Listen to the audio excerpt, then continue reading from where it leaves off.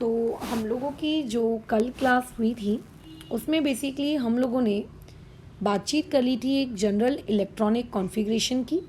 और साथ ही साथ में आप पी ब्लॉक में जो एलिमेंट्स होते हैं उन्हें क्यों हम लोग पी ब्लॉक एलिमेंट्स कहते हैं इस बारे में भी हम लोग ऑलरेडी डिस्कशन कर चुके थे। डन। तो अभी राइट नाउ हम लोगों को पी ब्लॉक एलिमेंट्स की प्रॉपर्टीज़ पढ़नी है। ठीक है, क्या करना है हमको, पी ब्लॉक के जो एलिमेंट्स होते हैं उन एलिमेंट्स की हमको क्या पढ़नी है, प्रॉपर्टीज़ पढ़नी है। अब प्रॉपर्टीज़ की अगर मैं बात करूँ तो आप वेरियस प्रॉपर्टीज़ आप पी ब्लॉक एलिमेंट में पढ़ते हो, जैसे एटॉमिक रेडियस, ये एक वन ऑफ द प्रॉपर्टी है जो पढ़ी जाती है। आयोनिक, ठीक है, रेडियस ये पढ़ा जाता है, जो कि आप बेसिकली एटॉमिक रेडियस पढ़ो कि आयोनिक रेडियस पढ़ो, इट डजेंट मैटर। ठीक है, आपको दोनों चीज़ें आपको सेम ही मिलेगी। पैटर्न, ठीक है, I am talking about pattern not about the meaning. Electronegativity के बारे में हम लोग पढ़ते हैं, हम लोग इलेक्ट्रॉन गेन एंथैल्पी के बारे में पढ़ते हैं। ठीक है, उसके अलावा हम आयनाइजेशन एनर्जी के बारे में पढ़ते हैं।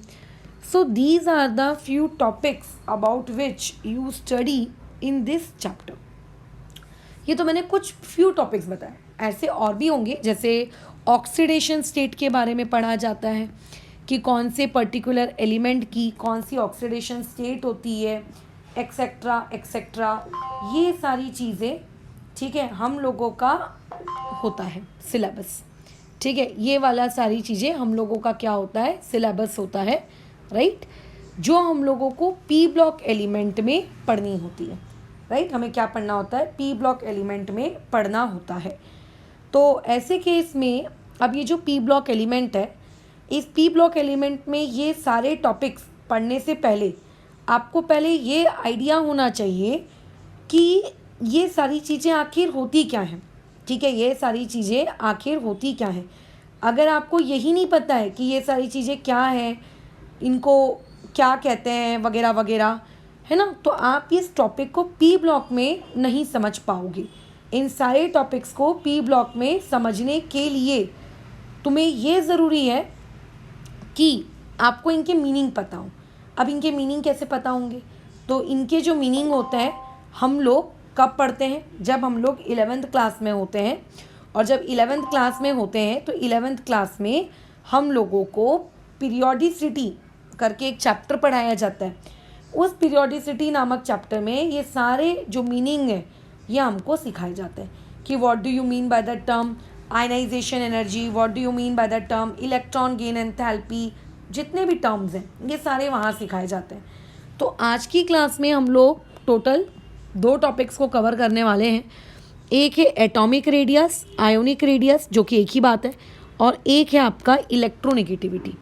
ये 2 टॉपिक आज हम लोगों को शुरू करने हैं और इन दोनों टॉपिक्स को हमको आज क्या करना है, ख़त्म करना है। ये दोनों टॉपिक्स हम किसके लिए पढ़ेंगे, ग्रुप नंबर 15 से लेकर जो ग्रुप नंबर आपका 18 है वहाँ तक के लिए ये पर्टिकुलर चीज़ हम लोग क्या करने वाले हैं, पढ़ने वाले हैं। ठीक है, अच्छा चलो, तो बेसिक है आपके क्लास 11th का। क्लास 11th के अगर मैं बेसिक्स पे आ जाऊँ तो बेसिक नंबर 1 आपका जो अनायन होता है, अनायन मतलब एटम, ठीक है, और molecule having what, a negative charge. ठीक है, having a negative charge, that is basically known as anion. इसका साइज बड़ा होता है as compare to neutral atom. Neutral atom मतलब एक ऐसा एटम जिसके ऊपर कोई भी चार्ज नहीं है, उस पर्टिकुलर एटम को हम लोग कहते हैं न्यूट्रल एटम। उसके बाद सबसे छोटा साइज़ किसका होता है, उसी पर्टिकुलर एटम का, यदि आप लोगों के पास कैटायन है तो। ठीक है, तो ये पहला रूल जो आपने ऑलरेडी कहाँ पे पढ़ के रखा है, 11th क्लास में पढ़ा हुआ है। We are just recalling it, हम लोग इसको सिर्फ क्या कर रहे हैं, सिर्फ रिकॉल कर रहे हैं।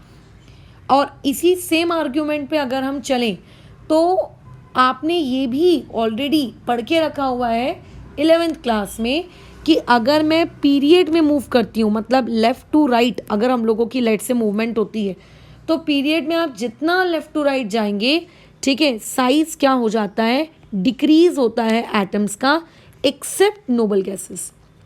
ठीक है, ये ऑर्डर किसके लिए फॉलो नहीं होता है, नोबल गैसेस के लिए ये पर्टिकुलर ऑर्डर फॉलो नहीं होता।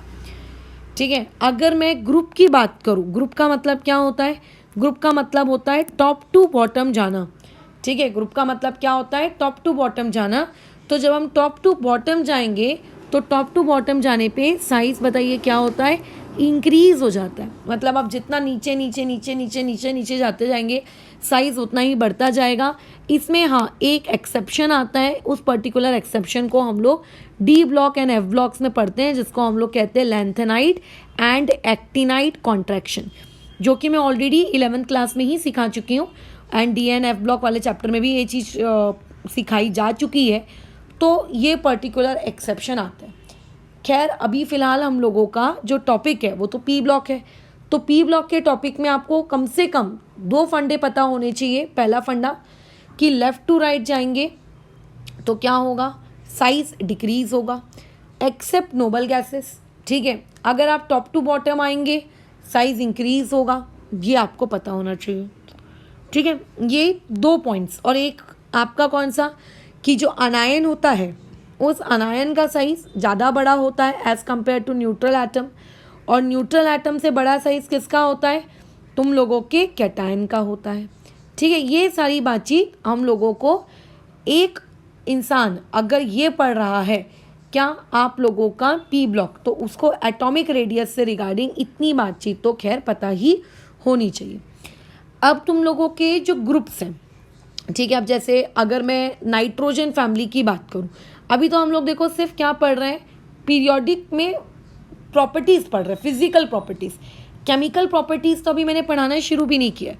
तो अगर मैं ग्रुप्स की बात करूं, ठीक है, अगर मैं ग्रुप्स की बात करूं, you have group number 15, you have group number 16, ठीक है, we have group number 17 and we have group number 18। Elements याद होने ज़रूरी हैं। अगर एलिमेंट्स याद नहीं है तो डेफिनेटली ये एक तकलीफदायी चीज़ हो जाएगी तुम्हारे लिए। तो ग्रुप नंबर अगर 18 की बात करें तो क्या होता है? हीलियम, उसके बाद नियॉन, उसके बाद आर्गन, उसके बाद क्रिप्टन, फिर जेनॉन और उसके बाद रेडॉन। ठीक है, ग्रुप नंबर 17 की अगर बात करें तो वहाँ होता है फ्लोरीन, क्लोरीन, ब्रोमीन, आयोडीन और एस्टेटाइन। राइट, ये वाली चीज़ आपको याद रखनी है। ग्रुप नंबर 16 की बात करोगे तो ऑक्सीजन, ऑक्सीजन के नीचे वाला सल्फर, उसके नीचे वाला सिलीनियम, उसके नीचे वाला टेलीरियम और उसके नीचे में क्या आता है? पोलोनियम। डन, ये बातचीत होती है ग्रुप नंबर 16 की।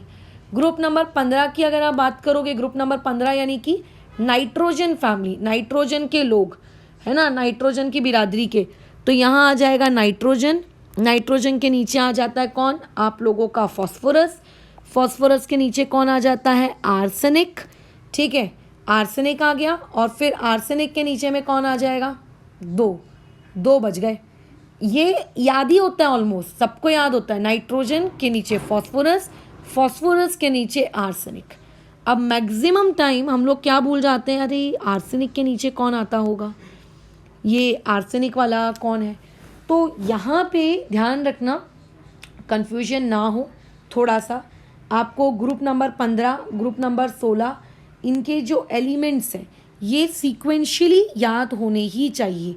ठीक है, नाइट्रोजन फैमिली में नाइट्रोजन आता है, फिर फॉस्फोरस आता है, फिर आर्सेनिक आता है, फिर एंटीमनी आता है जिसका सिंबल होता है Sb। Sb मतलब एंटीमनी, और फिर आता है आखिरी में बिस्मथ। ठीक है, ये मैंने ग्रुप 15, ग्रुप 16, ग्रुप 18 ग्रुप सबके नाम लिख दिए। अब देखो ग्रुप नंबर 15 की अगर मैं बात करूँ तो ग्रुप नंबर 15 में एटॉमिक रेडियस भी पॉसिबल है, जैसे नाइट्रोजन का एटम, फास्फोरस का एटम, आर्सेनिक का एटम, एंटीमनी का एटम, ऑक्सीजन का एटम, सल्फर का एटम, पोलोनियम का एटम, वहाँ पे एटॉमिक रेडियस का कंसेप्ट वैलिड है। ग्रुप 16 में भी वैलिड है, ग्रुप 17 में भी वैलिड है, ग्रुप 18 में भी वैलिड है। यानी कि हम लोग इन चारों ग्रुप्स के लिए एटॉमिक रेडियस कैलकुलेट करते हैं। ठीक है, we do calculate what? Atomic radius. Atomic radius की कैलकुलेशंस की जाती है। ठीक है, यहाँ पे एटॉमिक रेडियसेस की कैलकुलेशन की जाती है। कैसे की जाती है is none of your business, वो आपका काम नहीं है। आपको एक्चुअल में कोई एटम नहीं देने वाला, और किसी पर्टिकुलर एटम का आप लोगों से कोई ये नहीं पूछने वाला कि वहाँ पे उसकी एटॉमिक रेडियस निकालो, आप कैलकुलेट करो, ठीक है।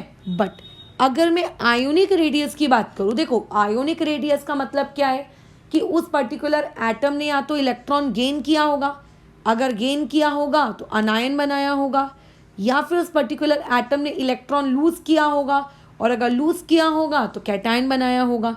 तो ऐसी पर्टिकुलर चीज़ को कहते हैं आयोनिक रेडियस। तो ग्रुप नंबर 15 में आयोनिक रेडियस का कंसेप्ट क्या होता है, चलता है। ग्रुप नंबर 16 में भी आयोनिक रेडियस का कंसेप्ट चलता है। ग्रुप नंबर 17 में भी आयोनिक रेडियस का कंसेप्ट चलता है। बट ग्रुप नंबर 18 में आयोनिक रेडियस जैसा कोई कंसेप्ट नहीं होता, क्योंकि ग्रुप नंबर 18 के बारे में हम लोग ये चीज़, ठीक है, अच्छे से जानते हैं। ये चीज़ हम अच्छे से जानते हैं, वो ये कि ग्रुप नंबर 18 एक स्टेबल गैस का कॉन्फ़िगरेशन है। वो मतलब वो इनर्ट गैसेस हैं, वो ऑलरेडी स्टेबिलिटी अचीव कर चुकी हैं, ठीक है। वो लोग क्या कर चुकी हैं, ऑलरेडी स्टेबिलिटी अचीव कर चुकी हैं। सो उन लोगों को क्या है, आप लोगों के स्टेबिलिटी अगर वो अचीव कर चुकी हैं तो ना उनको इलेक्ट्रॉन लेने से कोई मतलब है, ना उनको कोई इलेक्ट्रॉन देने से मतलब है।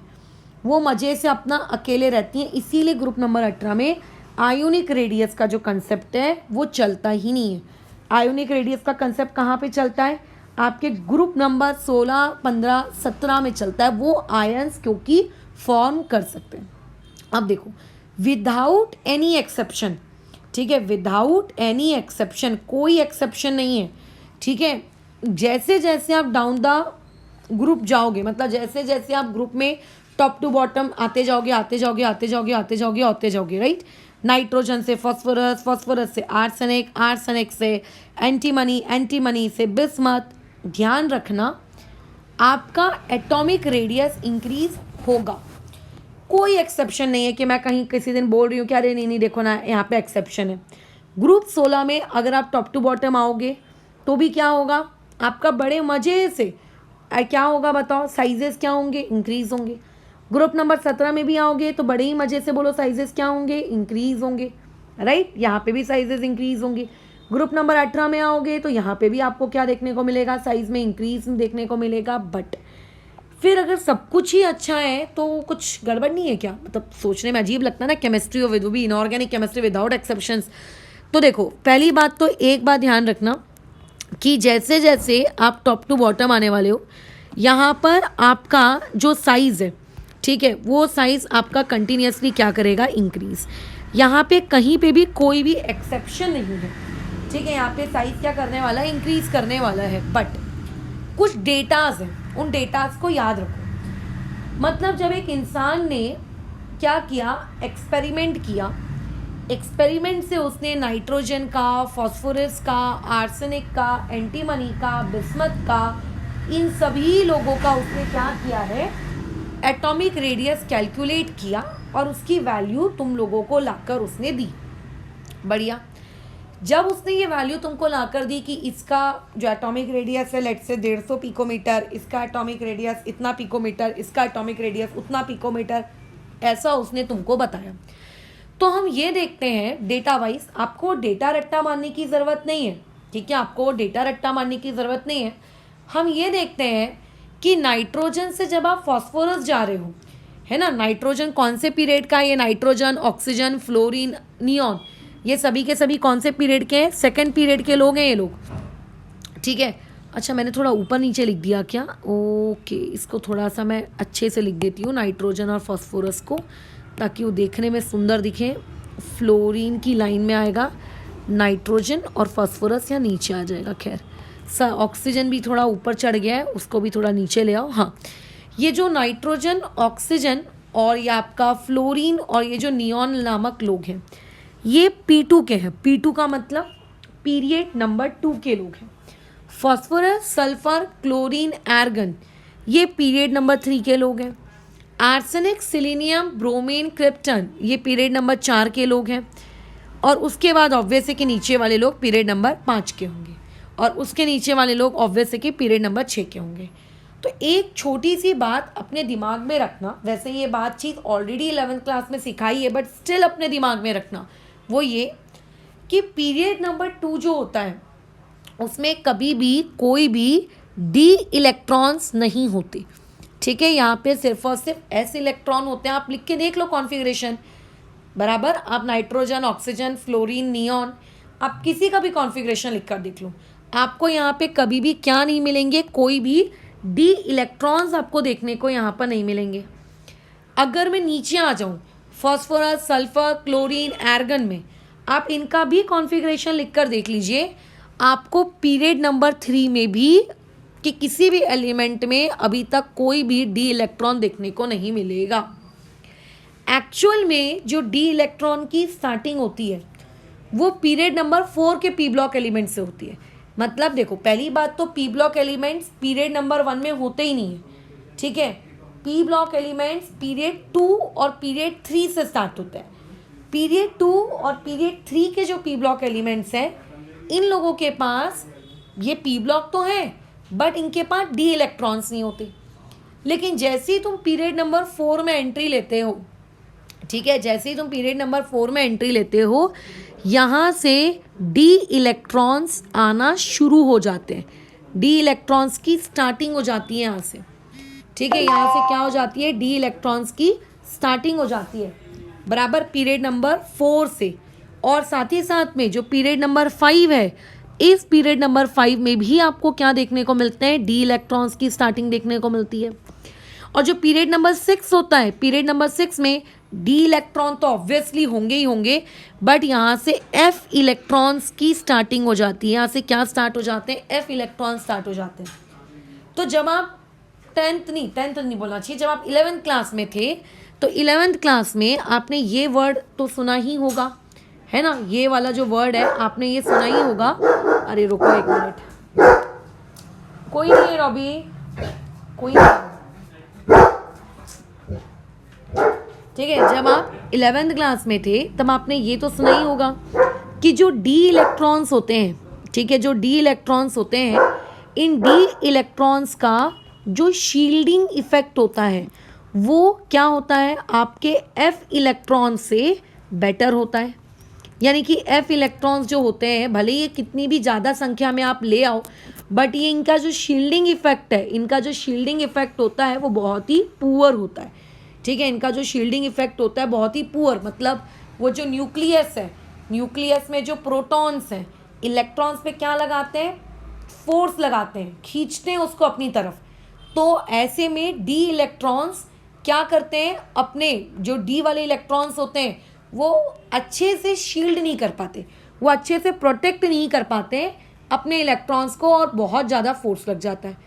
ठीक है, बहुत ज़्यादा फोर्स लग जाता है। तो डी इलेक्ट्रॉन का क्योंकि शील्डिंग इफेक्ट पुअर है, एफ इलेक्ट्रॉन्स का भी शील्डिंग इफेक्ट पुअर है, दोनों को ही पुअर कहा जाता है, बट पुअरेस्ट कौन है, एफ इलेक्ट्रॉन। शील्डिंग इफेक्ट के कम होने से पता है क्या होता है, जो जेड इफेक्टिव होता है, ये जेड इफेक्टिव क्या हो जाता है, ज़्यादा हो जाता है। तो एफ इलेक्ट्रॉन्स की वजह से लगने वाला जो जेड इफेक्टिव है वो ज़्यादा रहेगा। जेड इफेक्टिव का मतलब आप ये मान के चलिए फोर्स ज़्यादा लगा रहा होगा न्यूक्लियस, और क्योंकि डी वाले लोगों का जेड इफेक्टिव कम से कम आप लोगों का एफ है उससे थोड़ा सा क्या रहेगा, कम रहेगा, क्योंकि उनकी शील्डिंग अच्छी है, उनका जेड इफेक्टिव डी वालों का ज़्यादा बेटर रहेगा। अगर किसी इलेक्ट्रॉन को न्यूक्लियस से कम फोर्स मिल रहा है, अगर किसी इलेक्ट्रॉन को न्यूक्लियस से कम फोर्स मिल रहा है, आप जेड इफेक्टिव को ऐसा समझिए कि वो फोर्स है एक तरीके का। तो अगर किसी इलेक्ट्रॉन को न्यूक्लियस से कम फोर्स मिल रहा है तो ऑब्वियस है कि उसका साइज़ क्या होगा, थोड़ा सा क्या होगा, साइज़ क्या होगा, उसका बड़ा होगा। और जिसको ज़्यादा फोर्स मिल रहा है ना, जो ज़्यादा फोर्स मिल रहा है उसका साइज़ क्या होगा, उससे भी ज़्यादा क्या होगा। जिसको ज़्यादा फोर्स मिल रहा है मतलब क्या होगा, मतलब न्यूक्लियस उस इलेक्ट्रॉन को अपनी तरफ खींच रही है कि आजा आजा आजा मेरे पास आजा, मेरे पास आजा। तो जेड इफेक्टिव के बढ़ने से साइज़ बोलो क्या हो जाता है, घट जाता है। ठीक है, जेड इफेक्टिव के बढ़ने से साइज़ क्या हो जाता है, घट जाता है। क्या ये लॉजिक समझ में आ रहा है? ये एक बहुत इंपॉर्टेंट पॉइंट है। अब देखो, जब हम लोग सेकेंड पीरियड में होते हैं तब हमारे पास एस इलेक्ट्रॉन्स होते हैं प्लस हमारे पास पी वाले इलेक्ट्रॉन्स होते हैं। जब हम लोग थर्ड पीरियड में होते हैं हमारे पास एस इलेक्ट्रॉन्स भी होते हैं, हमारे पास पी इलेक्ट्रॉन्स भी होते हैं। जब हम लोग फोर्थ पीरियड में आ जाते हैं तब हमारे पास s इलेक्ट्रॉन्स होते हैं, हमारे पास p इलेक्ट्रॉन्स होते हैं, तब हमारे पास d इलेक्ट्रॉन्स होते हैं। जब हम लोग फिफ्थ पीरियड में आते हैं तब हमारे पास s इलेक्ट्रॉन्स भी होते हैं, p इलेक्ट्रॉन्स भी होते हैं और d इलेक्ट्रॉन्स भी होते हैं। और जब हम लोग सिक्स पीरियड में आ जाते हैं तो सिक्स पीरियड में तो अरे बाप रे बाप, हमारे पास s इलेक्ट्रॉन्स होता है, हमारे पास p इलेक्ट्रॉन होता है, हमारे पास d इलेक्ट्रॉन्स होते हैं, प्लस हमारे पास f के भी इलेक्ट्रॉन्स होते हैं। तो अगर मैं तुमसे ये पूछूं कि सबसे ज़्यादा, ठीक है, सबसे ज़्यादा अच्छी शील्डिंग कहाँ पर है, ठीक है, ज़्यादा बेटर शील्डिंग कहाँ पर है, सबसे अच्छी शील्डिंग कहाँ पर है, तो देखो इसके पास डी इलेक्ट्रॉन है। तो डी इलेक्ट्रॉन की वजह से जो फिफ्थ पीरियड वाले लोग हैं, ठीक है, जो डी इलेक्ट्रॉन्स है उनकी वजह से जो फिफ्थ पीरियड वाले लोग हैं उनकी जो शील्डिंग है, उनकी शील्डिंग कैसी हो गई है, कमज़ोर हो गई है ना, उनकी शील्डिंग कैसी हो गई है, कमज़ोर, क्योंकि डी इलेक्ट्रॉन कोई काम नहीं करता। जो सिक्स पीरियड वाले लोग हैं इनके पास तो डी और एफ दोनों हैं, तो डी और एफ दोनों मिलके कोई काम नहीं करते, बराबर। तो मतलब अगर कोई तुमसे पूछे कि six period versus fifth period सबसे गंदी शील्डिंग कहाँ होगी, तो हम इसको क्या कहेंगे यहाँ पे कि इसका पुअर शील्डिंग इफेक्ट है। और इसके लिए हम लोग कौन सा वर्ड यूज़ करेंगे कि इसका तो वर्स्ट शील्डिंग इफेक्ट है। अब जिस चीज़ का शील्डिंग इफेक्ट पुअर होता है, जिस पर्टिकुलर चीज़ का शील्डिंग इफेक्ट पुअर होता है, उस पर्टिकुलर चीज़ में अगर मैं ये पूछूं कि उसके जेड इफेक्टिव का क्या कहना, तो जिसका शील्डिंग इफेक्ट पुअर होता है, ठीक है, जिसका शील्डिंग इफेक्ट कमज़ोर होता है, जिसका शील्डिंग इफेक्ट कमज़ोर होता है उसमें जेड इफेक्टिव क्या हो जाता है, जेड इफेक्टिव बढ़ जाता है। तो इस वाले का पीरियड नंबर फिफ्थ का जेड इफेक्टिव ज़्यादा होगा, बहुत ज़्यादा तो नहीं होगा बट ज़्यादा होगा। और नीचे वाले का क्योंकि शील्डिंग इफेक्ट वर्स्ट है, उसका शील्डिंग इफेक्ट क्या है, इसका वर्स्ट मतलब एकदम घटिया। तो जिसका जितना घटिया शील्डिंग इफेक्ट होगा उसमें जेड इफेक्टिव उतना ज़्यादा होगा। तो यहाँ पे तो जेड इफेक्टिव बहुत ज़्यादा होगा, ऊपर वाले में थोड़ा सा ज़्यादा होगा और यहाँ वाले में तो बहुत ज़्यादा होगा। और अगर जेड इफेक्टिव बढ़ जाता है तो जेड इफेक्टिव के बढ़ने से साइज भी क्या हो जाता है, घट जाता है। जेड इफेक्टिव के बढ़ने से बोलो साइज क्या हो जाता है, घट जाता है। जेड इफेक्टिव के बढ़ने से साइज क्या हो जाता है, घट जाता है। तो ऐसे में सिक्स्थ पीरियड वालों का साइज क्या हो जाएगा, घट जाएगा। या और एज कंपेयर टू आपके फिफ्थ पीरियड, फिफ्थ में भी घटेगा बट उतना नहीं घटेगा जितना ज़्यादा सिक्स्थ में घट गया। तो कैसा होता है, हम ये सोचते हैं, हमें ऐसा लगता है कि फिफ्थ से सिक्स्थ पीरियड जब हम जाएंगे यानी कि हम लोग क्या हो रहे हैं, टॉप टू बॉटम जा रहे हैं, है ना। हम लोगों को क्या लगता है कि when we are going from fifth period, when we are going from fifth period to the sixth period यानी कि हम लोग टॉप टू बॉटम जा रहे हैं, ठीक है। हम सभी को यही लगता है कि हम लोग टॉप टू बॉटम जा रहे हैं। और अगर हम लोग टॉप टू बॉटम जा रहे हैं तो सबको क्या फीलिंग आती है, सबको ये फीलिंग आती है कि अरे वाह अब तो साइज बढ़ना चाहिए बहुत ज़्यादा, है ना। हम लोगों को ऐसा लगता है, वी फील दैट, है ना, हमको ऐसी इमेजिनेशन आती है, वी फील दैट कि साइज शुड इंक्रीज, ठीक है, साइज इंक्रीजेज ड्रास्टिकली। जो कि टॉप टू बॉटम जाने पे तो मैडम आपने बताया था कि साइज बहुत ज़्यादा ड्रास्टिकली इंक्रीज होता है, बहुत ज़्यादा ड्रास्टिकली इंक्रीज हो जाता है। तो ये जो पर्टिकुलर फिनोमेना है, ये जो मैंने आपको बताया ना कि डी इलेक्ट्रॉन, एफ इलेक्ट्रॉन, ये डी इलेक्ट्रॉन और ये एफ इलेक्ट्रॉन इस पर्टिकुलर चीज़ को प्रिवेंट कर देते हैं, साइज को ड्रास्टिकली इंक्रीज होने नहीं देता। ये फिनोमेना, ये साइज को ड्रास्टिकली इंक्रीज नहीं होने देता। यानी कि मान के चलिए फिफ्थ पीरियड का जो एलिमेंट है, आप उससे एक्सपेक्ट कर रहे हैं कि उसका साइज है 200 पिकोमीटर और आप सिक्स से एक्सपेक्ट कर रहे हैं कि उसका होना चाहिए 350 पिकोमीटर। तो ये जो जेड इफेक्टिव का फिनोमेना है, ठीक है, ये उसके साइज को बढ़ने ही नहीं देता है बल्कि साइज को घटा देता है। इतना नहीं घटाता कि वो फिफ्थ से छोटा हो जाए बट इतना भी नहीं बढ़ाता कि वो बहुत बड़ा हो जाए, वो उसको फिफ्थ के आसपास ही रखता है कि ले फिफ्थ वाला 200 था ना तो चल 205 हो जा, ऐसा करता है। मतलब हमारी एक्सपेक्टेशन क्या थी कि फिफ्थ पीरियड से सिक्स्थ पीरियड आते वक्त साइज में क्या होना चाहिए, बहुत बहुत बड़ा इंक्रीज होना चाहिए, बट ये बहुत बहुत बड़ा इंक्रीज नहीं होता है, ठीक है, बहुत माइन्यूट इंक्रीज होता है। और इसी पर्टिकुलर फिनोमेना को हम लोग कहते हैं डी मतलब लैंथेनाइट कॉन्ट्रैक्शन, इस पर्टिकुलर फिनोमेना को हम लोग क्या कहते हैं, लैंथेनाइट कॉन्ट्रैक्शन। ये मैं आपको ऑलरेडी इससे पहले भी सिखा चुकी हूँ। और ऐसे केस में अगर आपको लग रहा है कि 5th पीरियड और 6th पीरियड के एलिमेंट्स के बीच में, ठीक है, जो साइज है वो का गैप बहुत ज़्यादा होगा, तो बिल्कुल नहीं, साइज का गैप बिल्कुल ज़्यादा नहीं होगा। वहाँ पे उनके बीच में अप्रोक्सीमेटली, मतलब आप उनको सेम कह सकते हो। सोचो, जो चीज़ बहुत ज़्यादा इंक्रीज होने वाली थी, उस चीज़ को सोचो कितना लिमिट कर दिया गया है ना, कितना लिमिट कर दिया गया होगा कि वो इंक्रीज ही नहीं हो पाई। सेम यही चीज़ आपको एक जगह और ऑब्जर्व करने को मिलती है। जब आप 3rd पीरियड से 4th पीरियड आते हो, तो आप क्या एक्सपेक्ट करते हो कि अरे वाह कि 3rd पीरियड से 4th पीरियड जा रहे हैं, टॉप टू बॉटम जा रहे हैं, साइज बढ़ना चाहिए। बट 4th पीरियड में एंट्री हो जाती है फर्स्ट टाइम किसकी एंट्री होती है, डी इलेक्ट्रॉन्स की। तो जब पहली बार डी इलेक्ट्रॉन्स आते हैं, तो इन डी इलेक्ट्रॉन्स की वजह से जो शील्डिंग इफेक्ट होता है, ये शील्डिंग इफेक्ट कैसा हो जाता है, पुअर। क्योंकि देखो, ऊपर वालों के पास तो कोई डी इलेक्ट्रॉन्स नहीं थे, तो इन लोगों का जो शील्डिंग इफेक्ट था, इनका बहुत ही बढ़िया शील्डिंग इफेक्ट था। एस इलेक्ट्रॉन और आपके जो पी इलेक्ट्रॉन्स होते हैं ना, इनका शील्डिंग इफेक्ट बहुत ही ज़्यादा अच्छा होता है, ठीक है, बहुत ही ज़्यादा अच्छा होता है। तो ऐसे केस में 3rd पीरियड के एलिमेंट का तो शील्डिंग इफेक्ट बहुत ज़्यादा अच्छा है, और जिनका शील्डिंग इफेक्ट अच्छा होता है उन लोगों का जेड इफेक्टिव थोड़ा सा कम होता है। और अगर जेड इफेक्टिव कम होता है तो साइज बोलो कैसा होता है, साइज ज़्यादा होता है, क्योंकि जेड इफेक्टिव का और साइज का इन्वर्स रिलेशनशिप है। लेकिन जैसे ही आप पहली बार 4th पीरियड में जाते हो, पहली बार जैसे ही आप 4th पीरियड में जाते हो, आप ये देखते हो 4th पीरियड में जाने के बाद कि अरे 4th पीरियड में तो फर्स्ट टाइम डी इलेक्ट्रॉन्स आ गए, पहली बार आए, है ना, पहली बार है। देखो, जब भी कोई चीज़ लाइफ में पहली बार होती है, या कोई भी चेंज अगर पहली बार होता है, तो थोड़ा अजीब सा लगता है ना, लेकिन बाद में अपन यूज टू हो जाते हैं। तो 3rd पीरियड से जब आप 4th पीरियड में आए पहली बार, तो पहली बार डी इलेक्ट्रॉन्स आ गए।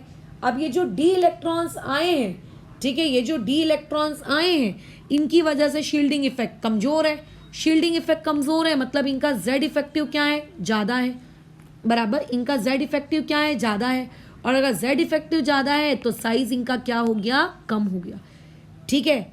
3rd पीरियड से 4th पीरियड छोटा नहीं हो जाएगा, लेकिन जितना ड्रास्टिकली इंक्रीज होना चाहिए था, हम तो यही एक्सपेक्ट करते हैं ना कि जितना जितना आप नीचे जाते जाओगे, है ना, हमारी फीलिंग क्या होती है, हमारी एक्सपेक्टेशन क्या होती है, we expect that size increases drastically, size में बहुत बड़ा, ठीक है, क्या होना चाहिए, इंक्रीज होना चाहिए। तो ये जो एंट्री हुई डी ब्लॉक की, ये एंट्री डी ब्लॉक की इस पर्टिकुलर चीज़ को बोलो क्या कर देती है, प्रिवेंट कर देती है। ये इस पर्टिकुलर चीज़ को क्या कर देती है, प्रिवेंट, वो ड्रास्टिकली इंक्रीज नहीं होने देती। मतलब अगर इंक्रीज हुआ भी होगा तो उस पर्टिकुलर इंक्रीज को ये पर्टिकुलर फेनोमेना क्या कर देता है, प्रिवेंट कर देता है। यानी कि इमेजिन करो, पापा से तुमको 2000 रुपये का एक नोट मिल गया, डन, तुम बड़े खुश कि अरे वाह, अब तो हमारी बर्थडे के दिन हमारी पॉकेट मनी लेट से इंक्रीज हो गई। खैर इतनी बड़ी पॉकेट मनी मिलती नहीं है, बट स्टिल मान के चलते हैं इमेजिनेशन में मिल गई, ठीक है, और आप बड़े खुश हो गए। और वहीं से मम्मी खींच लेती है, सब काट कूट के, पता नहीं तुम्हारे हाथ में चिल्लर चवन्नी 100-200 रुपये शायद आए तो आए, तो हुआ क्या, तुम्हारा क्या साइज ड्रास्टिकली इंक्रीज हुआ ना, 2000 रुपये मिले, लेकिन मम्मी ने क्या किया, उसको खींच तान के वापस से 100-200 में तुम्हें ला दिया। तो यही होता है जब हम टॉप टू बॉटम जाते हैं, तो टॉप टू बॉटम जाने पे जैसा होना चाहिए, साइज ड्रास्टिकली इंक्रीज होना चाहिए, साइज ड्रास्टिकली इंक्रीज होता भी है, बट ये जो फैक्टर है ना शील्डिंग इफेक्ट वाला, वो उस साइज को बहुत ज़्यादा इंक्रीज होने नहीं देता, वो उसको खींच तान के क्या कर देता है, वापस से कम कर देता है। हाँ, लेकिन इतना कम नहीं करता कि पहले के मुकाबले, प्रीवियस वन के मुकाबले आपको ऐसा लगे अरे यार मेरा तो नुकसान हो गया। मतलब मम्मी लोग बड़ी चालू होती हैं, लेट से अगर तुम्हें पॉकेट मनी मिल रही है 50 रुपये, पहले मिलती थी, अब पापा ने अचानक से सोचा कि चलो इस साल से लड़की या लड़के की पॉकेट मनी 2000 कर देता हूँ, तो देखो तुम्हारी बर्थडे में तुम्हें पॉकेट मनी इंक्रीज होकर मिल गई पापा की तरफ से। बट मम्मी क्या करती हैं, उसको काट पीट के 1900 रुपये अपने पास रख लेंगे, तुम्हारी पॉकेट मनी बोलेंगी लो बेटा 100 रुपये। तो पहले के मुकाबले क्या हुई, इंक्रीज हुई कि नहीं हुई, पहले 50 थी अभी 100 हुई, बट क्या ड्रास्टिकली इंक्रीज हुई, ड्रास्टिकली इंक्रीज नहीं हुई। तो टॉप टू बॉटम जाने पर हम लोगों को क्या देखने को मिलता है कि साइज इंक्रीज ज़रूर होता है, बट स्टार्टिंग के 2 एलिमेंट्स तक, ठीक है, जब हम लोग फर्स्ट पीरियड में होते हैं, जब हम लोग सेकेंड पीरियड में होते हैं, जब हम लोग थर्ड पीरियड में होते हैं, तो सेकेंड से थर्ड वाले में जब आप जाते हो तो यहाँ पे आपको ठीक ठीक इंक्रीज मिलता है, ड्रास्टिक इंक्रीज देखने को मिलता है, ठीक है, यानी कि बहुत ज़्यादा चेंज आपको देखने को मिलता है। लेकिन ऐसा ही और चेंज आपको थर्ड से फोर्थ, फोर्थ से फिफ्थ, फिफ्थ से सिक्स जाने में भी मिलना चाहिए ना, तो थर्ड से फोर्थ जाने पे नहीं मिलता, फोर्थ से फिफ्थ जाने पे नहीं मिलता, फिफ्थ से सिक्स जाने पे नहीं मिलता। इंक्रीज हो रहा है no doubt, but drastic increase नहीं हो रहा है, ठीक है, ड्रास्टिक इंक्रीज नहीं हो रहा है, ड्रास्टिक इंक्रीज नहीं हो रहा है। तो इसी सेम लॉजिक पर अगर मैं बातचीत करूं तो मेरे पास जो ये 4 एलिमेंट्स हैं, बोलो कौन है मेरे ये 4 एलिमेंट? एक है नाइट्रोजन, एक है फास्फोरस, एक है मेरे पास आर्सेनिक, एक है मेरे पास एंटीमनी, और उसके बाद हम लोगों का सबका प्यारा बिस्मथ। अगर मैं इनके साइजेस के बारे में तुम लोगों से बात करूं कि इनके एटॉमिक रेडियस में क्या फ़र्क पड़ता होगा, तो हम ये देखेंगे कि नाइट्रोजन और फास्फोरस में, ठीक है, फास्फोरस का साइज नाइट्रोजन से बड़ा है। क्यों? क्योंकि आप टॉप टू बॉटम गए। लेकिन जब फास्फोरस के बाद से बारी आई किसकी?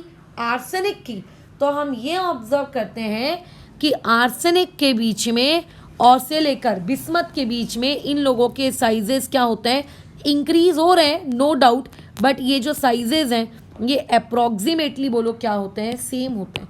मतलब no big increase, approximately no big difference, इनके बीच में कोई लार्ज डिफरेंस नहीं होता, ठीक है, इनके बीच में कोई बड़ा डिफरेंस आपको देखने को नहीं मिलता। यानी कि अगर एक 200 पिकोमीटर का है तो दूसरा वाला क्या होता है? 201 पिकोमीटर का होता है। नेक्स्ट वाला उसके कितने का होता है? 203 पिकोमीटर का होता है। बहुत ही माइन्यूट सा डिफरेंस। और इसका रीज़न क्या है? इसका रीज़न ये है presence of D and F electrons. ये इसका रीज़न है कि डी और एफ इलेक्ट्रॉन्स की वजह से मैडम हमारे साथ ये पर्टिकुलर हादसा हो गया, ठीक है, ये पर्टिकुलर हादसा हमारे साथ हो गया। इंक्रीज होगा बट कोई ज़्यादा आपको बड़ा डिफरेंस देखने को वहाँ पर नहीं मिलेगा, क्योंकि डीएनएफ ब्लॉक इलेक्ट्रॉन्स ने आकर अपनी क्या कर ली है? टंगड़ी मार ली है, ठीक है, इसीलिए आपको देखने को नहीं मिलता। यही रीज़न होता है, बराबर यही रीज़न होता है इन लोगों का। तुम इस चीज़ को चेक भी कर सकते हो। देखो चेक कर लेते हैं अपन, डेटा वाइज चेक कर लेते हैं। ये तुम्हारी टेक्स्ट बुक है, इस टेक्स्ट बुक में आप चेक करिए। ऑक्सीजन है, इसका एटॉमिक रेडियस के बारे में अगर मैं बात करूं तो देखो कितना था? 66 पिकोमीटर इसका एटॉमिक रेडियस है। सल्फर उसी के नीचे आता है। ये आपके सेकेंड पीरियड का है, ये थर्ड पीरियड का है, ये फोर्थ का है, ये फिफ्थ का है, ये सिक्स्थ का है। तो ये जो भी डीएनएफ ब्लॉक का गेम होता है ये सब 4, 5 एंड 6 में ही होता है, सेकेंड और थर्ड में नहीं होता। तो देखो जब आप सेकेंड से थर्ड आए तो कितने का इंक्रीज हुआ? 66 से डायरेक्ट 144, है ना, 66 से डायरेक्टली कितना? 144, यानी कि कितने का चेंज आया होगा? लगभग 38 का चेंज आया, 38 पिकोमीटर का चेंज आया। बट जब आप सल्फर से सिलीनियम गए तो सल्फर 104 था और देखिए सिलीनियम कितना है? 117। कितने का चेंज आया? मात्र 13 का चेंज आया। क्या साइज इंक्रीज हुआ? हाँ साइज इंक्रीज हुआ, बट टॉप टू बॉटम जाने पे तो अगर पहली बार 38 का चेंज आया था तो नेक्स्ट टाइम तो 38 से ज़्यादा की हमें उम्मीद थी ना, बट ऐसा नहीं हुआ। यहाँ तो सिर्फ 17 का चेंज आया, सॉरी सिर्फ 13 का चेंज आया, बताओ, है ना। मतलब साइज इंक्रीज हो रहा है नो डाउट, बट जो इंक्रीज जितना होना चाहिए उतना इंक्रीज नहीं हो रहा है, कम अमाउंट में इंक्रीज हो रहा है। फिर आप 117 से 137 की तरफ गए, कितने का चेंज आया? 20 का चेंज आया। 137 से आप 146 की तरफ गए, बोलो कितने का चेंज आया? सिर्फ 9 का चेंज आया, सिर्फ 9 का चेंज आया, सिर्फ 9 का चेंज आया। बताओ, सबसे कम चेंज यहाँ आता है। तो यूजुअली क्या होता है, जो भी एलिमेंट्स, ठीक है, आपके 5th पीरियड के होते हैं और जो भी एलिमेंट्स आपके 6th पीरियड के होते हैं, इनके साइजेस हम लोग अप्रॉक्सीमेटली सेम बोलते हैं, क्योंकि 137 और 146 में ऐसा कोई बहुत बड़ा डिफरेंस नहीं है, ठीक है। हम क्या कहते हैं, मैंने इवन तुम लोगों को 11th क्लास में भी ये चीज़ पढ़ाई है कि हम लोग क्या करते हैं, जो हमारे पास एलिमेंट होते हैं उन एलिमेंट का जो एटॉमिक रेडियस अगर हमें कैलकुलेट करना है, और अगर वो 5th पीरियड का एलिमेंट है, और मान लेते हैं हमारे पास एक दूसरा एलिमेंट है जो 6th पीरियड का एलिमेंट है, ठीक है, इन दोनों के अगर मुझे एटॉमिक रेडियसेस कैलकुलेट करने हैं तो हम लोग क्या करते हैं, हम लोग बताओ क्या करते हैं, हम लोग ये कहते हैं कि इन दोनों पीरियड्स के जो एलिमेंट हैं इनके जो साइजेस होंगे वो अप्रॉक्सीमेटली सेम होंगे, और इस पर्टिकुलर फिनोमेना को हम लोग रीज़न क्या देते हैं, लैंथेनाइट कॉन्ट्रैक्शन।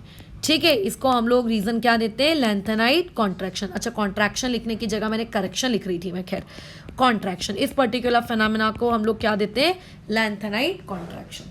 तो अगर मैं लैंथेनाइट कॉन्ट्रैक्शन की बात करूं तो लैंथेनाइट कॉन्ट्रैक्शन की वजह से नाइट्रोजन फैमिली में जो एंटीमनी है, ठीक है, Sb, और जो आप लोगों का बिस्मथ है, इन दोनों के साइजेस क्या हो जाते हैं, अप्रॉक्सीमेटली सेम।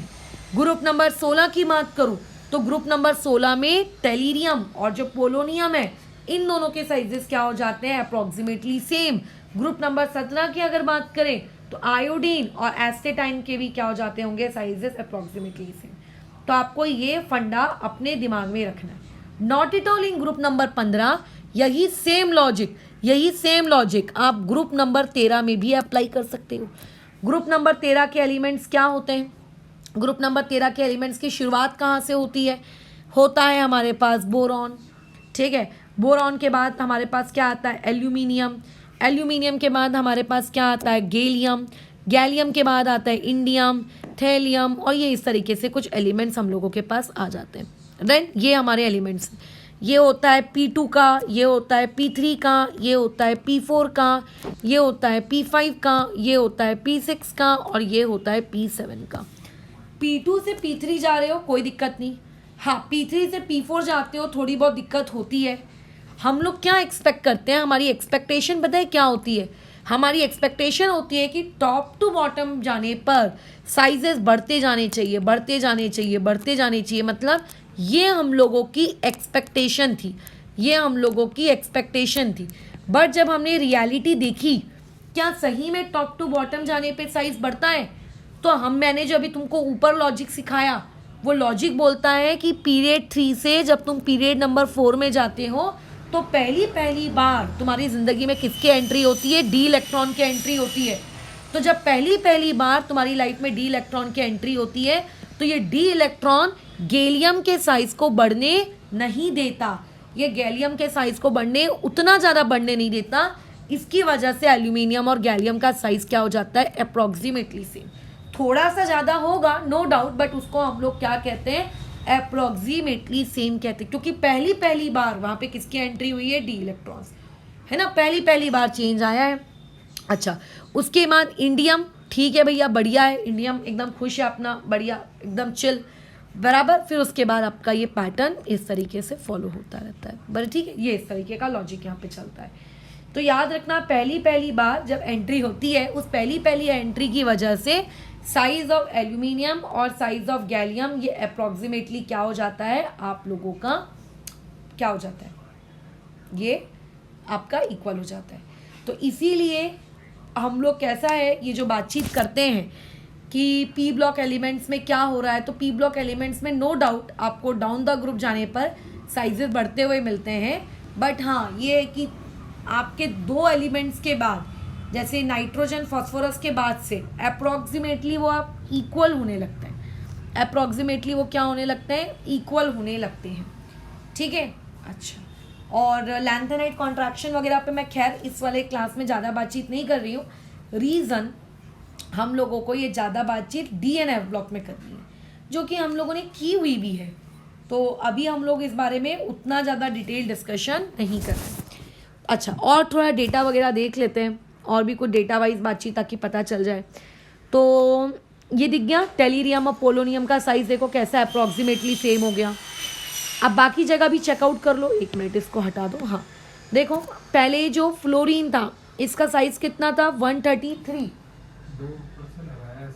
ठीक है। और उसके बाद जो क्लोरीन था, क्लोरीन का साइज़ देखो कितना था, 184। तो 133 से 184 ठीक डिफरेंस है, ठीक है, मतलब 50 के आसपास का डिफरेंस है। फिर ब्रोमीन में जब आप आए, क्लोरीन से ब्रोमीन जब आ पाए, देखो कितना कम डिफरेंस है, सिर्फ 196 पे पहुंचा है, यानी कि क्लोरीन और ब्रोमीन, इनमें नो डाउट ब्रोमीन का साइज बड़ा है बट उतना ज़्यादा ड्रास्टिक इंक्रीज नहीं हो पाया। आयोडीन की अगर मैं बात करूँ तो 196 से हम 220 तक गए, उतना बड़ा भी कोई ड्रास्टिक इंक्रीज नहीं हुआ है बट हाँ ठीक ठीक हुआ है। तो यहाँ से हमें क्या पता चला कि जिस तरीके से एल्यूमिनियम का साइज, ठीक है, क्या हो चुका था, आपके गैलियम के साइज के अप्रॉक्सीमेटली इक्वल हो गया था, यहाँ पे भी क्लोरीन का साइज अप्रॉक्सीमेटली इक्वल हो चुका है किसके, ब्रोमीन के। उन्होंने एस्टेटाइन के बारे में कोई डेटा नहीं दिया है, खैर वो एक रेडियो एक्टिव प्राणी है तो उसके बारे में लोग ज़्यादा बातचीत करना पसंद नहीं करते, ठीक है।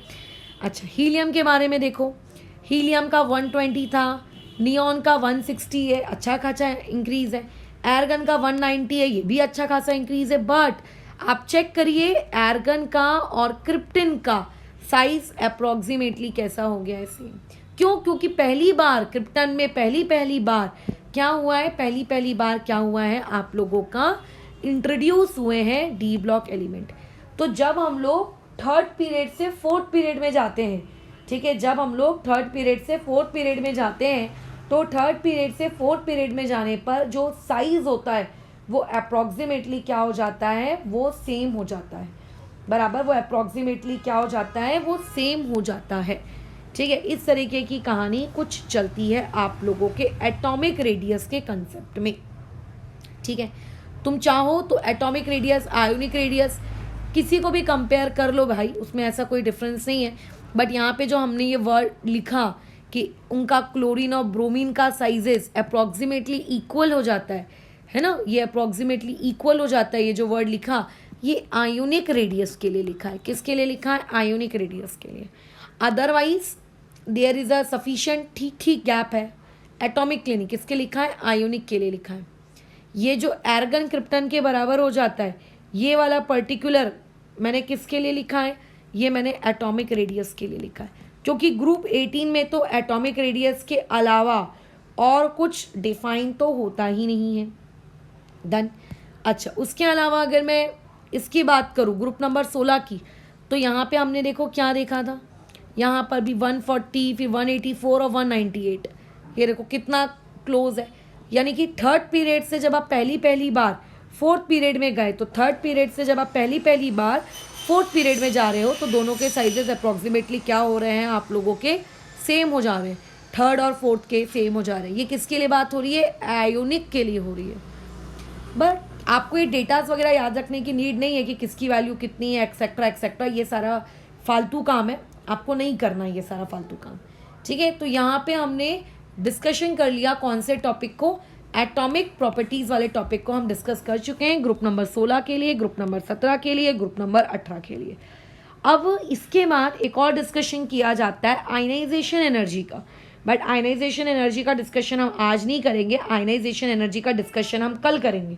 बट आज हम लोग एक और टॉपिक का डिस्कशन कर लेते हैं, दैट इज़ इलेक्ट्रोनिगेटिविटी, ठीक है। उस पर्टिकुलर टॉपिक को क्या कहते हैं? इलेक्ट्रोनिगेटिविटी, कि आखिर टॉप टू बॉटम जाने पे इलेक्ट्रोनिगेटिविटी में क्या फ़र्क आता होगा, क्या चेंजेस आपको देखने को मिलते होंगे, ये सारी टॉपिक।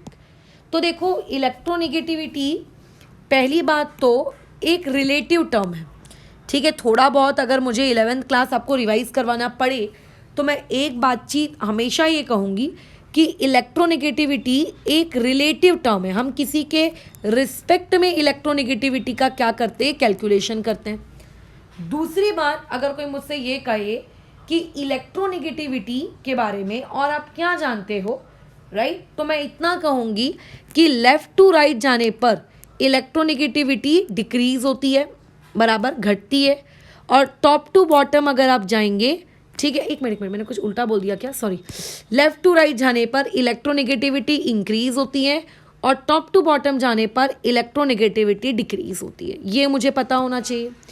उसके अलावा मेरे पास मेरे केमिस्ट्री के दुनिया में 3 बहुत ही इलेक्ट्रोनिगेटिव एलिमेंट हैं, 3 मोस्ट इलेक्ट्रोनिगेटिव एलिमेंट, मुझे इनके बारे में पता होना चाहिए। एक होता है मेरा फ्लोरीन, उससे थोड़ा कमज़ोर ऑक्सीजन, उससे थोड़ा कमज़ोर नाइट्रोजन, जिसमें फ्लोरीन की इलेक्ट्रोनिगेटिविटी होती है 4 ऑक्सीजन की होती है 3.5 और नाइट्रोजन की होती है 3। ये मुझको पता होना चाहिए, ठीक है। और मुझे अगर कोई पूछेगा और क्या पता होना चाहिए आपको इलेक्ट्रोनेगेटिविटी के बारे में, तो ऐसे तो बहुत सारी जानकारी है, बट इस चैप्टर में जितनी रिक्वायर्ड है वो मैंने बता दी। अच्छा, दूसरी चीज़, आपके जो इनर्ट गैसेस होती हैं, जो इनर्ट गैसेस होती हैं, इन इनर्ट गैसेस के लिए इलेक्ट्रोनेगेटिविटी का जो कंसेप्ट होता है ये इनवैलिड है, क्योंकि मैंने अभी इलेक्ट्रोनेगेटिविटी के स्टार्टिंग में ही ये बता दिया कि इलेक्ट्रोनेगेटिविटी एक रिलेटिव टर्म है, ठीक है, बराबर। ये क्या है? एक रिलेटिव टर्म है। ये कैसी टर्म है? एक रिलेटिव टर्म है। तो रिलेटिव मतलब एक एटम की दूसरे एटम के इलेक्ट्रॉन्स को अट्रैक्ट करने की एबिलिटी। अब क्योंकि जो इनर्ट गैसेस होती हैं, इन लोगों के पास ऑलरेडी क्या होता है? इनर्ट गैस कॉन्फ़िगरेशन होता है ना। इन लोगों के पास पहले से स्टेबल कॉन्फ़िगरेशन होता है, और क्योंकि इन लोगों के पास पहले से स्टेबल कॉन्फ़िगरेशन होता है, सो देयरफॉर इन लोगों को किसी और को ना तो इलेक्ट्रॉन देने की इच्छा होती है, ना तो इन लोगों को कोई इलेक्ट्रॉन लेने की इच्छा होती है। सो इसीलिए इन लोगों के लिए इलेक्ट्रोनेगेटिविटी वाला जो कंसेप्ट है वो वैलिड ही नहीं है। इट इज़ एन एब्सर्ड, उसके बारे में हम बातचीत ही नहीं करते। But still if you want to talk about the term electronegativity, तो देखो, ग्रुप नंबर अगर मैं 15 की बात करूं, तो ग्रुप नंबर 15 में आता है nitrogen, phosphorus, arsenic, antimony, and उसके बाद आ जाता है हम लोगों का सबसे प्यारा बिस्मथ, जिसको हम एक टिपिकल एलिमेंट कहते हैं। तो नाइट्रोजन की इलेक्ट्रोनेगेटिविटी मैंने आपको कहा, आप याद रखिए, जो कि कितनी होती है? 3। ये आपको पता होना चाहिए। अब देखो, जैसे जैसे आप नीचे जाएंगे इलेक्ट्रोनेगेटिविटी घटती है, आपको ये याद रखना है, जो कि मैं ऑलरेडी ऊपर देखो यहाँ बता चुकी हूँ। तो कायदे से जैसे जैसे आप नाइट्रोजन से फॉस्फोरस की तरफ जाते हैं, इलेक्ट्रोनेगेटिविटी ने घटना चाहिए। अच्छा, तो जब आप नाइट्रोजन से फॉस्फोरस जाते हैं तो इलेक्ट्रोनेगेटिविटी घट जाती है, और फॉस्फोरस की इलेक्ट्रोनेगेटिविटी हो जाती है 2.1। आपको याद रखने की नीड नहीं है, आप सिर्फ सुनो, याद नहीं रखना ये सारी वैल्यूज। याद रखना है तो सिर्फ नाइट्रोजन को याद रखो बस, और बाकी सिर्फ इतना याद रखो कि टॉप टू बॉटम जाने पे इलेक्ट्रोनेगेटिविटी घटती है, और कुछ याद मत रखो। फिर आप जब फॉस्फोरस से आर्सेनिक जाओगे, आर्सेनिक से जब आप बिस्मथ जाओगे, एंटीमनी जाओगे, एंटीमनी से बिस्मथ जाओगे, तो कई लोगों को ऐसी फीलिंग आती है ना कि मैडम अब तो इलेक्ट्रोनेगेटिविटी और घटनी चाहिए। मतलब जब हम 3 पे थे, 3 से नीचे आए तो 2.1 हुआ, अब 1 पॉइंट समथिंग हो जाना चाहिए। फिर जब एसबी में आएंगे तो 0 पॉइंट समथिंग कुछ हो जाना चाहिए, राइट? यही फीलिंग आती है, बट ऐसा नहीं होता। आर्सेनिक की इलेक्ट्रोनेगेटिविटी होती है 2, आपकी एंटीमनी की इलेक्ट्रोनेगेटिविटी होती है 1.9, और बिस्मथ की इलेक्ट्रोनेगेटिविटी होती है 1.9। यानी कि नीचे जाने पर इलेक्ट्रोनेगेटिविटी घटनी चाहिए, बट ये घटती है। यहाँ से यहाँ जब हम आते हैं तो देखो डिक्रीज हो रहा है, लेकिन फॉस्फोरस के बाद से, ठीक है, फॉस्फोरस के बाद से यहाँ से लेके यहाँ तक आप ये बोलोगे कि ऑलमोस्ट ये कैसी रहती है? कांस्टेंट रहती है, मतलब ग्रेजुअली डिक्रीज नहीं हो रही है। इलेक्ट्रोनेगेटिविटी ग्रेजुअली आपकी इंक्रीज भी नहीं हो रही, इंक्रीज तो वैसे भी नहीं हो सकती, डिक्रीज ही होगी, बट डिक्रीज भी नहीं हो रही है, ये कांस्टेंट है। ये कैसी हो चुकी है? ये कांस्टेंट है। तो इमेजिन करिए, अगर कोई मुझे बोलेगा कि मान के चलो हम एक ग्राफ प्लॉट कर रहे हैं, लेटस से कोई मुझसे ये पूछता है कि मैडम आप ग्राफ प्लॉट करिए, ठीक है, आप ग्राफ प्लॉट करिए, आप एक्स एक्सेस पे रखिए एटॉमिक नंबर को, है ना, आप एक्स एक्सेस पे रख दीजिए एटॉमिक नंबर को, और जो आपकी वाई एक्सेस है इस पे आप रख दीजिए इलेक्ट्रोनेगेटिविटी को। तो मैं ये कहूँगी कि जब मेरा एटॉमिक नंबर नाइट्रोजन का ऑब्वियसली वो तो कम होगा, उसके लिए मेरी जो इलेक्ट्रोनेगेटिविटी थी वो हाईएस्ट थी। फिर मेरा एटॉमिक नंबर बढ़ गया, मतलब फास्फोरस का एटॉमिक नंबर तो ऑब्वियस है कि नाइट्रोजन से ज़्यादा ही होगा, तो उसके लिए इलेक्ट्रोनेगेटिविटी घट गई, है ना। तो चलो इलेक्ट्रोनेगेटिविटी मान लेते हैं घट गई, ये मैंने घटने वाला ग्राफ बना दिया, और मान लो ये नाइट्रोजन की इलेक्ट्रोनेगेटिविटी, ये फास्फोरस की इलेक्ट्रोनेगेटिविटी। लेकिन अगर कोई मुझे इसके बाद बोलेगा कि मैडम अब आर्सेनिक, एसबी, बिस्मथ, इनका क्या, तो भाई इन लोगों के लिए एटॉमिक नंबर तो इंक्रीज हो रहा है, बट इन लोगों की जो इलेक्ट्रोनेगेटिविटी है, अगर मैं इनके पॉइंट्स प्लॉट करूं तो देखो 1.9 ग्राफ पेपर पे अगर आप 1.9 को प्लॉट करते हो और अगर ग्राफ पेपर पे अगर आप 2 को प्लॉट करते हो तो 1.9 और 2 के बीच में कोई ज़्यादा बड़ा डिफरेंस नहीं होता है। अगर आप उन दोनों पॉइंट्स को ज्वाइन भी करोगे तो एक ऑलमोस्ट स्ट्रेट लाइन आएगा। तो ये ग्राफ आपको कुछ ऐसा दिखेगा, ठीक है। आर्सेनिक की वैल्यू जो रहेगी उसकी इलेक्ट्रोनेगेटिविटी भी ऐसी, जो आपका एंटीमनी है उसकी वैल्यू भी ऐसी, और जो बिस्मत है उसके लिए भी वैल्यू ऐसी। समझ रहे हो, ये ऐसा दिखेगा ग्राफ। खैर ग्राफ सिलेबस में होता नहीं है, बट रिसेंटली कल मैं एक क्वेश्चन किसी को सॉल्व करवा रही थी तो उसमें मैग्नेटिक मोमेंट वर्सेस किसका ग्राफ, एटॉमिक नंबर का ग्राफ उस लड़की को प्लॉट करना था। उसका ये डाउट आ गया कि अरे ये ग्राफ तो आपने सिखाया ही नहीं है पढ़ाते वक्त, वही पीरियोडिसिटी पढ़ रही थी, 11th क्लास की थी वो। तो मैंने उसको कहा तुम्हें मैग्नेटिक मोमेंट निकालना आता है? उसने बोला हाँ आता है। बोला निकालो। और मैंने बोला अगर इन सारे नंबर्स को ग्राफ पेपर पे प्लॉट करोगी तो क्या दिख रहा है, क्या कंटिन्यूसली वैल्यूज डिक्रीज होते हुए दिख रही है? बोल रही नहीं। तो मैंने बोला बताओ इनमें से कौन सा ग्राफ कंटिन्यूसली डिक्रीज होते हुए तुमको दिखता है? बोलती ये वाला। मैंने बोला ये हो सकता है आंसर? बोलती नहीं। मैंने बोला ये वाला हो सकता है? बोलती नहीं। क्यों? क्योंकि मैडम इसमें तो इंक्रीज हो रहा है और मैग्नेटिक मोमेंट की वैल्यू पहले इंक्रीज हो रही है और फिर डिक्रीज हो रही है, ऐसा होना चाहिए ग्राफ। तो फिर उसने क्वेश्चन को सॉल्व कर लिया। तो कैसा है, हर ग्राफ आपको बना के नहीं दिखाए जा सकते, बट कुछ कॉमन सेंस के साथ भी बनाए जाते हैं। अच्छा, यही सेम आर्ग्यूमेंट अगर मैं ग्रुप नंबर 16 के लिए करूं कि ग्रुप नंबर 16 के जो एलिमेंट्स हैं उनकी इलेक्ट्रोनेगेटिविटी का क्या हिसाब किताब है, आप चेक कर लीजिए। देखो आपको याद नहीं रखना है डेटा, आप सिर्फ देखिए। अच्छा, इलेक्ट्रोनेगेटिविटी ऑक्सीजन की कितनी थी? 3.5। सल्फर की कितनी थी? 2.4। जैसे नाइट्रोजन से फॉस्फोरस आते वक्त इलेक्ट्रोनेगेटिविटी डिक्रीज हुई, सिमिलरली यहाँ पर भी ऑक्सीजन से सल्फर आते वक्त इलेक्ट्रोनेगेटिविटी डिक्रीज हुई। लेकिन अब जब आप सल्फर से कहाँ जा रहे हो, सिलीनियम, तो इलेक्ट्रोनेगेटिविटी हो गई 2.48, यानी कि थोड़ा सा increase. 2.44 and 2.48 not a big difference, ठीक है, not at all a big difference, बिल्कुल भी बिग डिफरेंस नहीं है ये, ठीक है। तो खैर कोई दिक्कत नहीं। सिलीनियम के बाद जब मैं जा रही हूँ टेलीरियम पर, तो इलेक्ट्रोनेगेटिविटी को डिक्रीज होना चाहिए था कायदे से, तो देखो ये डिक्रीज होकर 2.01 में आ गई। ओ माय गॉड, 2.48 से 2.01 में आ गई है वो, ठीक है। कहाँ आ गई? 2.01। फिर उसके बाद कितना आ गया? 1.76। जैसे नाइट्रोजन में कैसा था कि सभी एलिमेंट्स की ऑलमोस्ट इलेक्ट्रोनेगेटिविटी कैसी थी? Same same same same same थी। आर्सेनिक की, बिस्मत की, एंटीमनी की, सबकी ऑलमोस्ट सेम थी, है ना। ऑलमोस्ट कैसी थी? सेम थी। बट यहाँ पर आपको ऑलमोस्ट सेम तो नहीं दिख रही, ठीक है। यहाँ पे आपको ऑलमोस्ट सेम तो नहीं दिख रही, ठीक है। यहाँ पर आपको डिक्रीज होता हुआ दिख रहा है।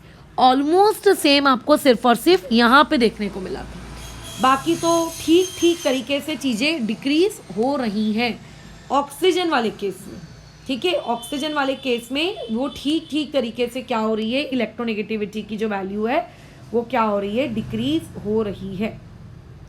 बहुत सारे फैक्टर्स होते हैं कि मैडम ऐसा क्यों हो रहा है, वैसा क्यों हो रहा है, हमें उन फैक्टर्स में नहीं जाना है, ठीक है। हमको सिर्फ याद रखना है कि नीचे जाने पे डिक्रीज होती है, बात खत्म, ठीक है। अगर कोई तुमसे पूछेगा कि ऑक्सीजन फैमिली में लीस्ट इलेक्ट्रोनेगेटिव एलिमेंट कौन है, लीस्ट इलेक्ट्रोनेगेटिव, तो लीस्ट इलेक्ट्रोनेगेटिव कौन होगा? आपका पोलोनियम। और मोस्ट इलेक्ट्रोनेगेटिव कौन होगा? ऑक्सीजन, ऑब्वियस है।